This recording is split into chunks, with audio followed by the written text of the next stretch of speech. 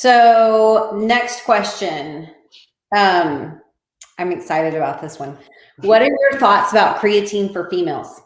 Oh, so this is a very common thing. I see this everywhere, and like if you like follow any fitness industry thing, like creatine in general is a huge topic, which is funny because there's a lot of bashing on creatine, which is funny because it's the most studied ingredient in supplement industry. Like it is the most studied ingredient.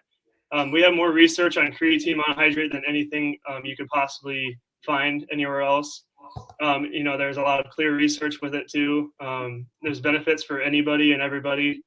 The great thing about creatine, there's a lot of myths about it. I'm sure people have heard like if you take creatine, you'll gain a bunch of weight, you'll get bloated. There's a bunch of water weight. It's not real muscle.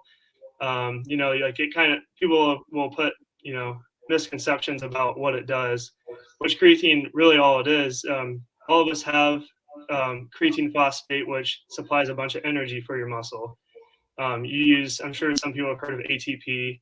It's the it's the muscular energy that we use, but creatine actually turns into creatine phosphate, which is a part of ATP. So ATP needs creatine phosphate at all times.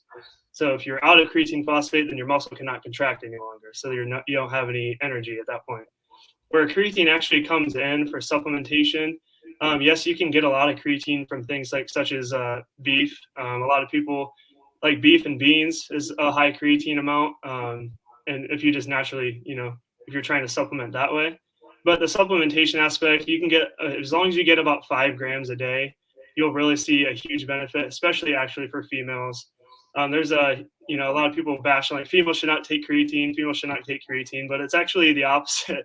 Like if anything, creatine is actually more beneficial for females than it is for males, just because females have a disadvantage against compared to males and just the physicality and everything. But creatine will help supply energy to your muscle cells, and not only is it going to increase endurance if that's your goal, it'll also increase the absorption rate in your muscle as well. And I've heard the concern about creatine is also the big one I hear is that females are afraid to look bulky a lot of the times, and that's just not the case. Creatine won't make you look bulky.